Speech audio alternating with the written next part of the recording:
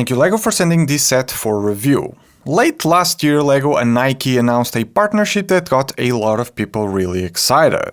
Not the first time LEGO partnered with a similar brand, and not much is known about it even now, besides a new pair of shoes that can be seen in Nike's website alongside this new product, the Nike Dunk X LEGO set. This thing is clearly catered to sneakerheads with this glorified display of a single Nike Dunk shoe, its logo, a basketball on top, and a minifigure, B-Ball Head, rocking his own Nike drip and mini dunks that match the build. The level of detail on this thing though is kind of insane. You got the dual molded leg elements with feet and side printing, metallic accents both there and on the torso piece, front and back, and the basketball headpiece of this character is new, to my knowledge, and has printed details on its own. The shoe itself is jam-packed with detail, with a lot of it being printed as well. On the back there's these two curved wall elements with some of the shapes and stitches going on. Above the shoe, this awesome 6x8 rounded tile with both Nike's and LEGO's logo I kinda wanna use to make a custom LEGO Nike shop somehow.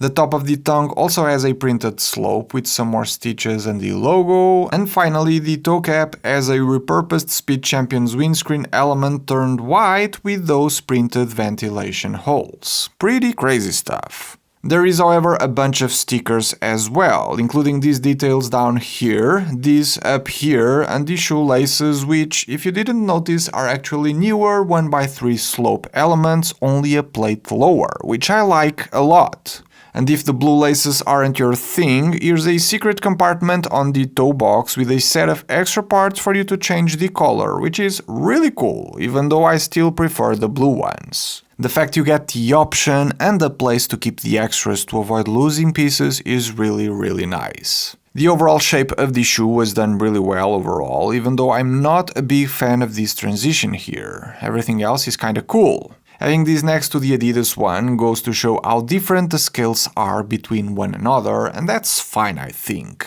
Different products, different agendas, there's clearly no intention of starting a LEGO shoe collection.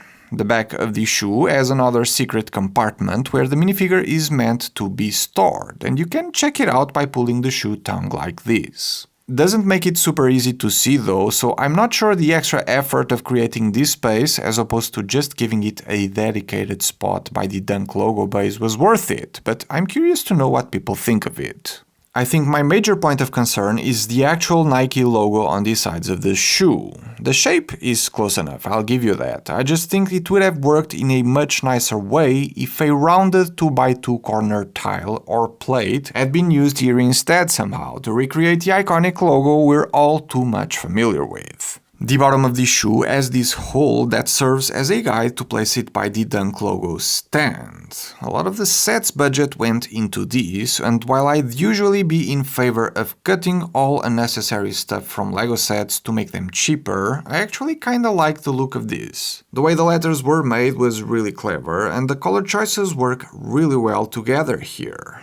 I don't have a lot of these faded green colored parts, so this was definitely a good parts pack in that sense. Not a whole lot to see behind this, except for a contraption of sorts meant to allow us to spin the basketball when it's placed on the support there. If you've ever built a LEGO sphere in your life, you'll be all too familiar with the studded look, which I honestly don't mind at all, as it is well balanced with a selection of black slopes and tiles for the basketball seams. On top of that, the ball has two printed slopes with the Nike LEGO logo, which has a very cool printed effect to it I don't think I've ever seen used before in other products. I was, however, really intrigued by the way this was designed, as for LEGO spheres there would usually be a core of bricks, and bricks with studs on the sides to keep all faces sturdy and secure, whereas in here the core was done with a LEGO Technic structure of sorts that makes it so that the ball doesn't feel all that stable when it's being handled. Not a crazy issue for me, as these will most of the time be displayed up here and not played with, though you know, kids looking at these will probably want to play with it. It is after all a kid's product from what the age marking on the box seems to imply. box that, by the way, has an awesome look overall. Really like the white framing and the background there, the same style that can be seen in the back, also hinting that this empty space of the shoe could be used to keep some personal items hidden away. Not as cool as the LEGO Adidas set box, I'm afraid, but cool nonetheless.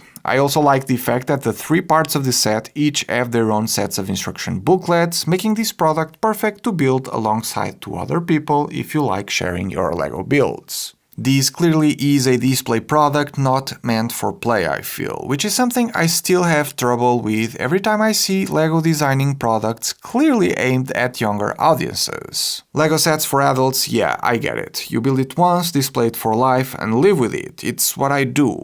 This, on the other hand, still feels weird. But maybe kids these days like to display stuff, and that's where my doubts come from, because as a kid, I clearly remember being the type of kid who would much rather play, build and rebuild with my LEGO.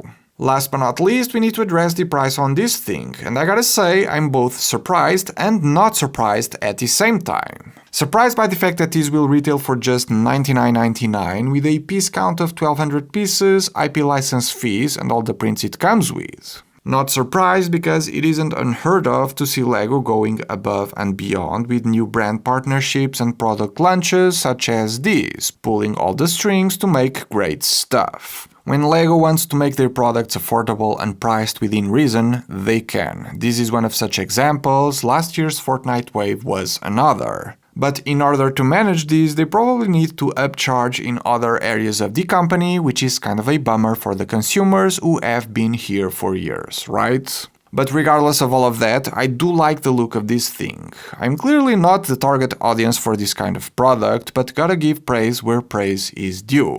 The build was cool, the color combos are very inspiring, and there's a lot of value when you judge the amount and different types of bricks you get out of these, including rare color, prints, and all of that. Thanks for watching, and I'll see you all on the next one.